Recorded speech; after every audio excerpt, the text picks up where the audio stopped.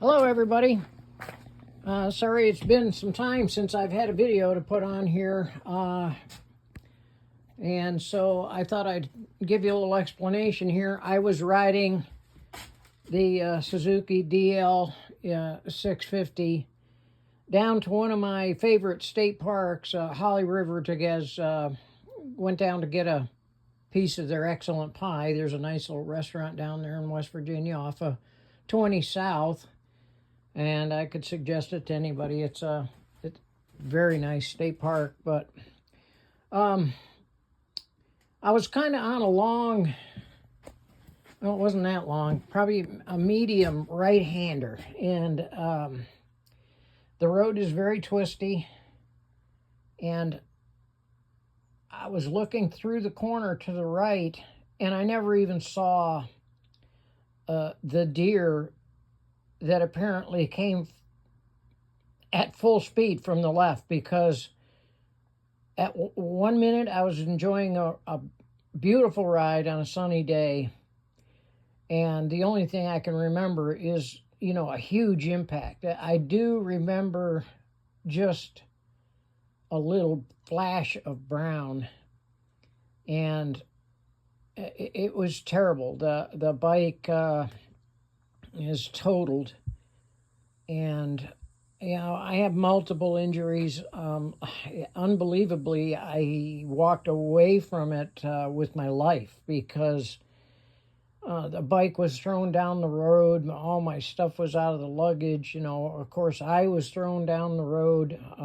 My riding gear, I wear my riding gear all the time, even when it's hot. I was wearing I had a mesh jacket on.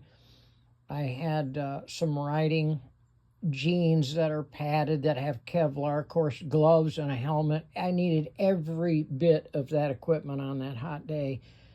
And even right now, I see, people going down the road in t-shirts and shorts and whatever it might be, jeans and a t-shirt and a helmet with their wives on the back and a pair of shorts. Absolutely makes me cringe, because you just don't know what or when something like that is going to happen. You can, honestly, the front of the fairing was pressed back into the gas tank. I put these bars on it that I had laying around. The bars were bent back. The fairing was bent back into the gauges. The gauges were bent back into the tank. I hit that deer so hard. And I have to give the bike credit, because the crash bars obviously helped. I did not have the bags on the back, but the racks that hold the bags helped. I think, I don't believe the forks are bent, but the rear tire is out of line, as you can see. And I've looked at the axle. The axle isn't out of alignment as far as the adjustment goes. I thought it might have tweaked the axle one way or the other. I don't think so. I think the swing arm is actually bent.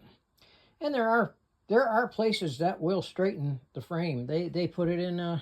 You have to strip it down, obviously. I did take a bike to one of them years ago. I was able to leave the wheels and tires on and leave the engine in there. Basically give them access to the rest of it. So it's not impossible. The bike starts and runs as good as it did when I bought it, the day I bought it. So tons of usable parts on here. I did already buy another Suzuki VStrom DL 650A with the luggage, and incredibly, I found it with 1,700 miles on it. And so the bikes are so good that I wanted another one to replace it. I wasn't wanting for something else, because the bike has just been so good. It's excellent on the highway. It has excellent wind coverage. The back road manners are outstanding here in West Virginia. It'll do, it's not an off-road bike, but it certainly will do some light off-roading, 2-track, and The gas tanks on the earlier versions through 2011, as you can see, 5.8, almost 6 gallons of gas on these bikes.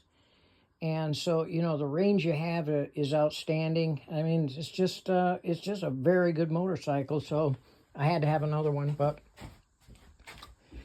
oh, there's a Honda 350 twin. That one needed an incredible amount of work when I got it. I didn't realize it did. It would need as much as it did, but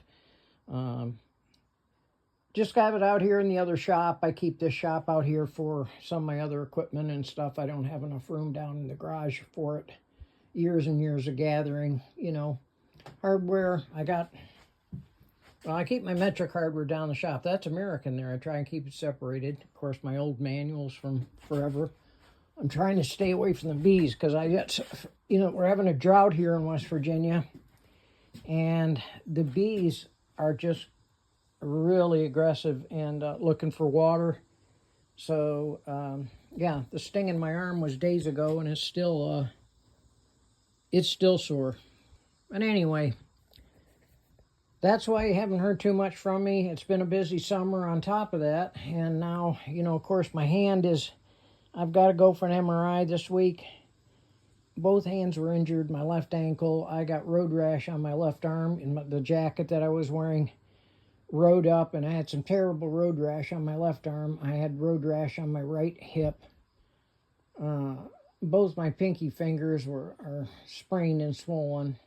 My left wrist, which I can use a little bit here, is still sore, but it's not as bad as the right wrist.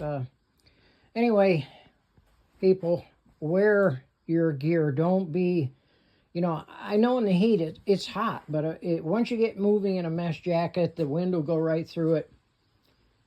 And, you know, it's just something that I see people not doing, and then it's terrible. I just hope they don't have any problems with it. But anyway, thanks for watching, and you can see it's a beautiful property, but it does take a fair amount of upkeep, and so the reason I say that at all is because with my wrist like this, it's been a challenge because there's certain things I have to keep going on, and my wife has been an outstanding help. I can't say enough about her. I love her deeply. So anyway, I hope everybody's having a good summer and you're having safe rides, and thanks for watching.